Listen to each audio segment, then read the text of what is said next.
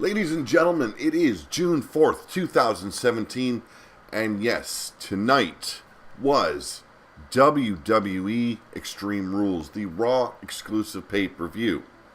Now, as we all know, going into this pay-per-view, we weren't expecting a lot because, one, there was no proper storylines built up towards this except for the ongoing feud between Dean Ambrose and The Miz and Bayley and Alexa Bliss, as well as the Cruiserweight division, and that would have been Neville and Austin Aries. Other than that, though, your big match, your main event, had actual no build-up. It was just, let's take the top 5 guys, throw them together, throw some shit on the wall, see if it sticks, and hope for the best. Well, they pulled it off.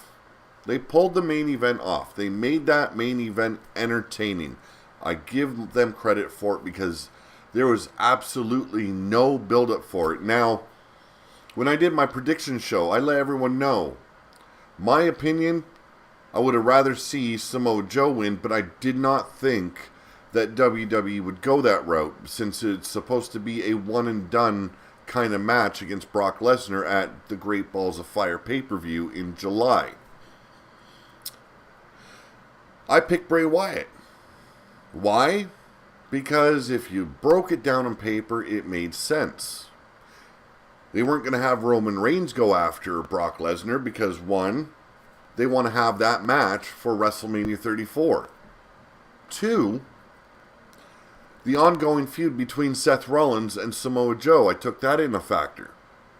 And smart booking would say you wouldn't have either of those two men win it either. Why? Well, they're still within an ongoing feud. They are still battling each other week after week after week.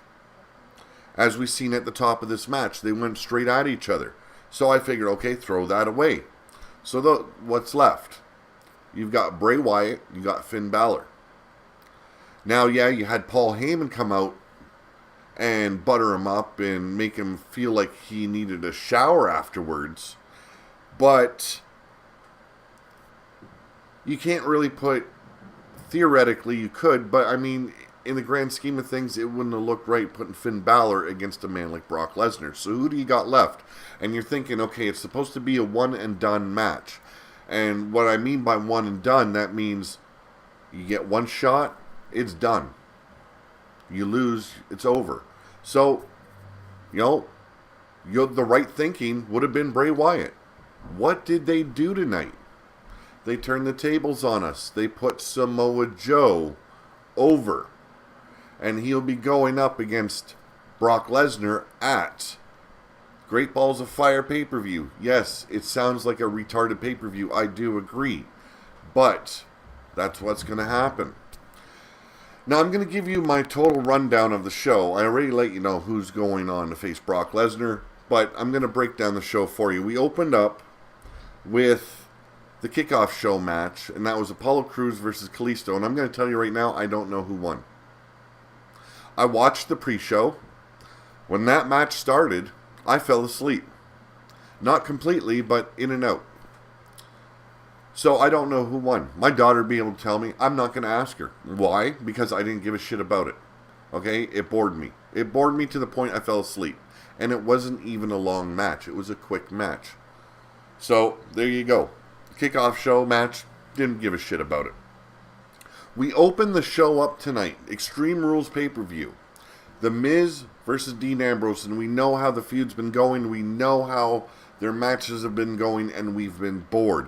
If you were bored tonight, something was wrong with you because both men put each other over very well. It was a back and forth match. Yes, it was predictable, some of the things that happened in the match. Now, there was some of us that were thinking, and even the rumors were, that Elias Samson was going to get involved tonight. But that didn't happen. I said in my predictions, The Miz would win the match. I thought it would be by Dean getting disqualified, but I was correct. It would either be Maurice or it would be the Drifter, Elias Samson, getting involved, getting Dean Ambrose disqualified. Maurice did get involved. The ref knew better, didn't call it a disqualification. Afterwards, The Miz throws Dean Ambrose into the ref as he's making sure Maurice is leaving the ring. Gets thrown out of the ring, and he's all walking around to the ring, the bellkeeper, and he's about to have Dean Ambrose disqualified. Miz comes up behind Dean Ambrose, who's begging the ref to reconsider, trying to explain to him what happened. The Miz hits the skull-crushing finale. The ref automatically runs back in, hits the 1, 2, 3. Your new Intercontinental Champion, The Miz. Now, besides it being very predictable what was going to be the outcome, I'm going to say this. The action was above their normal that we've been seeing. Dean Ambrose didn't look as lazy. That's what I appreciated. He didn't come off as lazy as he's been in the ring as of late. I appreciated that. The Miz showed a lot more intensity tonight. He showed a lot more fire in his eyes. He looked like he was more into the match than he has been in a long time. Now, maybe that's because he knew he was getting the Intercontinental title back. I don't know. But both men showed a lot more passion within this match, and that made it a little bit more bearable to watch again. So, although it was very predictable, it wasn't a bad match. I can't shit all over it.